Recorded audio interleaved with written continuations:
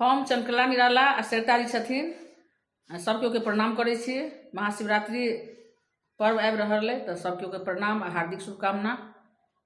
आ एकटा भोला बाबा के गीत गबै छी, अपने सबके नीक लागत तो लाइक कमेंट शेयर करब आ दीपक के चैनल के सब्सक्राइब कर देबै। धन्यवाद। शिव भेलखिन ओ